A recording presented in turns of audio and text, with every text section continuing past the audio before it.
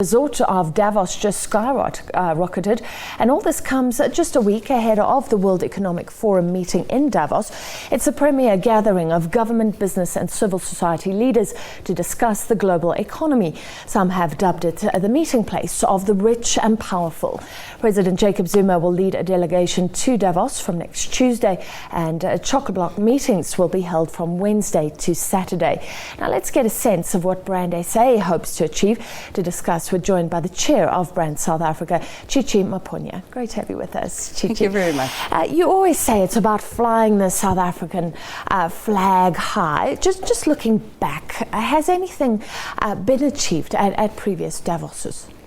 Yes, we have achieved quite a lot at Davos meetings. As you know, in the main, it's government.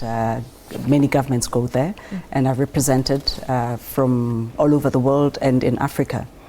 We've used the platform to profile South Africa, but we've also used the platform to profile some of the African agenda.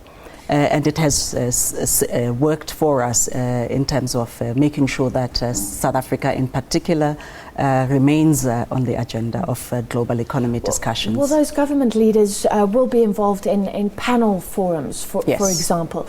Do those attract outsiders, or is that the South African delegation speaking to itself, as it were? No, they attract outsiders because the purpose really is to try and reach out to a wider network of influencers, of opinion leaders and thought leaders. So the intention is to attract outsiders, and that is very much who the audience will be.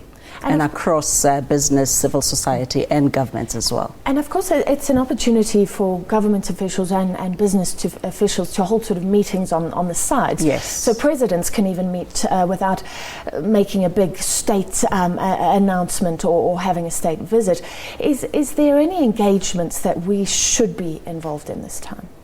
Well, the government program, the president's program is run by the presidency. But of course, the fact that there are a lot of business leaders who are there, any business people who are going to Davos who may want to meet 2-3 different people do not have to fly to 2-3 different countries. They could have their meetings there.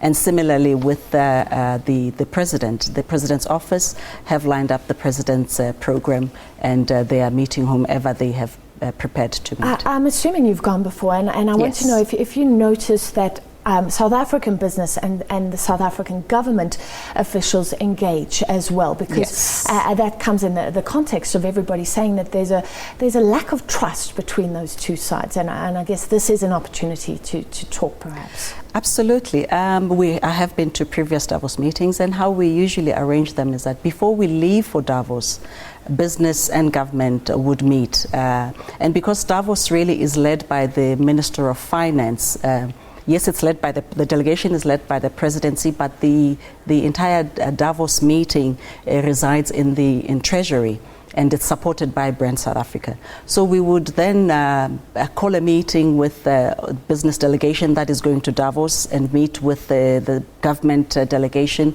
to discuss what is the messaging for Davos coming from business. And we get input from business saying what they think the issues are, what they think the messaging should lean towards. And so it's a collaborated effort.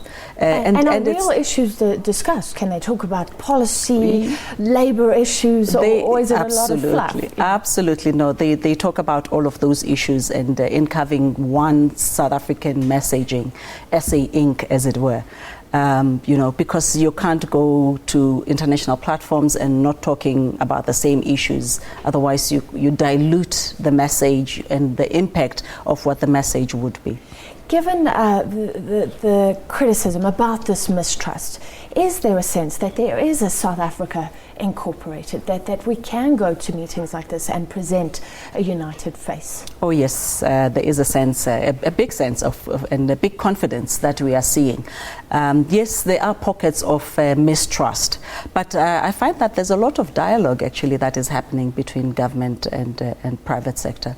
from various platforms. BUSA leads some of those platforms. BBC also engages with government, and ourselves as Brand South Africa, we also coordinate some discussions between government and private sector. And I think it is building, and perhaps it's not so much mistrust, perhaps it's certain gaps where communication is not clearer. Yeah. But engagement is going on between government and private sector, and it's encouraging, and it's also making our work easier in terms of positioning and profiling South Africa internationally, and positioning it as an attractive destination for investors. That is good to know. Do you have an opinion? We've seen headlines about Eskom execs, I think 3 are going, headlines about leaving the country in the dark. Do you have an opinion on their presence there? Is it unwarranted, or could there be discussions around our power situation?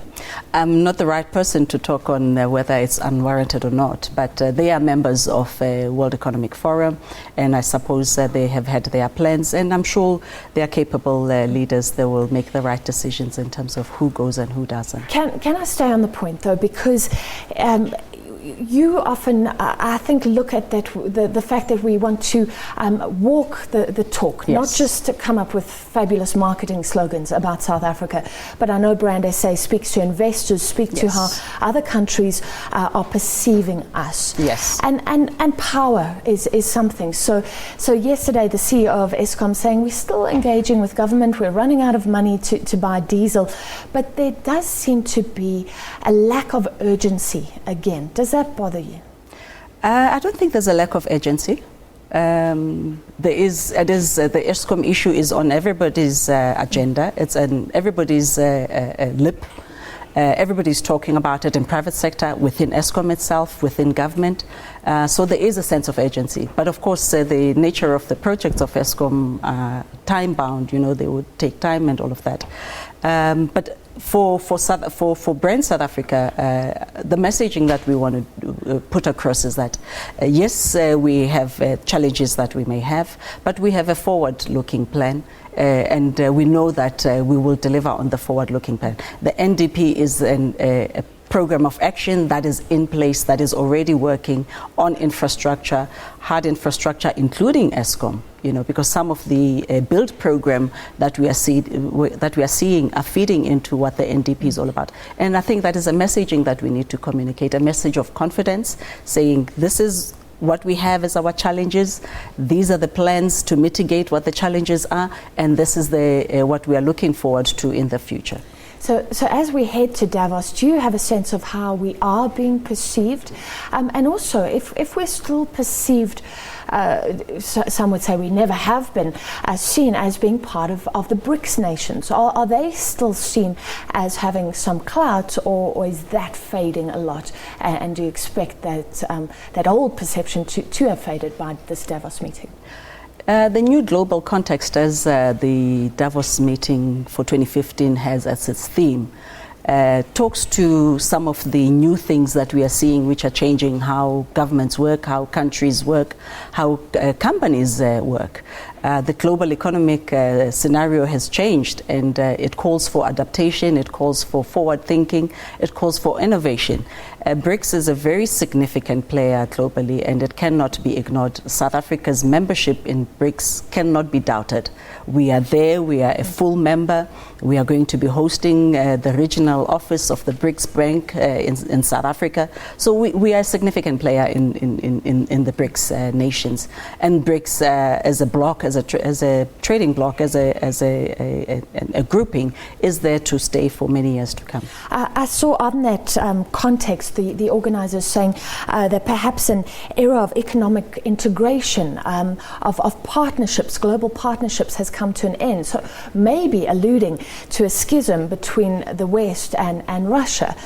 We as South Africa are friends with both. Absolutely. And is that our stance? And can we continue to have that stance? We should continue to have that stance, and we should continue to pursue new avenues that will increase trade relations for South Africa, and also to attract investors to South Africa. to get markets for South African products. You know, we are looking at the intra-trade within Africa, increasing that. We are looking at new trading partners, but we are also looking after the relationships that we have, the long-standing relationships with our historical trading partners. So you cannot just put your eggs in one basket and throw out the others. So the many opportunities that are there present themselves to us as South Africa to be able to harness the relationships that we have. Well, thank you for a frank discussion, and I hope it is a successful visit to Davos. That was the Chair of Brand South Africa, Chichi Maponya.